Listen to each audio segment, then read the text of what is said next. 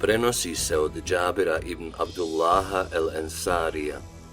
Ušao sam kod Allahovog poslanika sallallahu alejhi ve alihi ve sellem u posljednji petak mjeseca Ramazana i kada me je ugledao, rekao je: O Džabire, ovo je posljednji petak mjeseca Ramazana, pa ga isprati riječima: Bože moj, nemoj ga učiniti posljednjim trenucima našega posta mjeseca Ramazana, a ako ga učiniš takvim, onda mi se smiluj i nemoj mi to uskratiti.